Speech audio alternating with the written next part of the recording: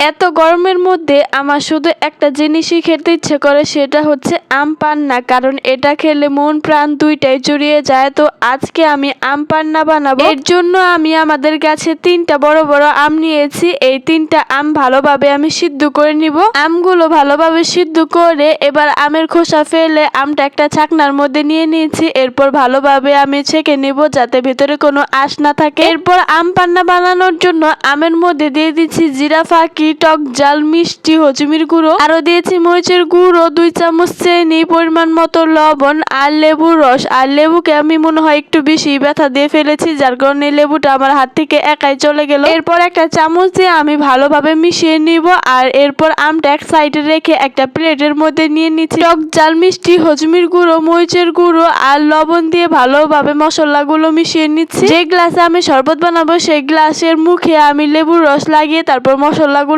লাগিয়ে নিচ্ছি। এরপর গ্লাসের মধ্যে বরফ দিয়ে এরপর দিয়ে দিচ্ছি আম, তারপর পানি দিয়ে আর 2টা লেবু স্লাইস দিয়ে ভালোভাবে মিশিয়ে নিলে আম পান্না একদম রেডি। প্রচন্ড গরমে কড়া দুপুর বেলায় এরকম ঠান্ডা ঠান্ডা শরবত যদি তুমি তোমার প্রিয় মানুষকে বানিয়ে দিতে পারো, তাহলে আমি শিওর তোমার প্রিয় মানুষ আবার নতুন করে তোমার প্রেমে পড়ে যাবে। এই গরমের মধ্যে যতদিন কাঁচা আম থাকে ততদিনই কিন্তু আমি এই কলিজা ঠান্ডা করা আম পান্নার শরবত বানিয়ে খাই। এই গরমের মধ্যে আম পান্না খেতে যে কি মজা, তোমরা না খেলে একদমই বুঝতে পারবে না। তাই অবশ্যই বাড়িতে একবার হলেও ট্রাই করবে। আজকের ভিডিও এই পর্যন্তই। সবাই ভালো থেকো, সুস্থ থেকো, আল্লাহ হাফেজ।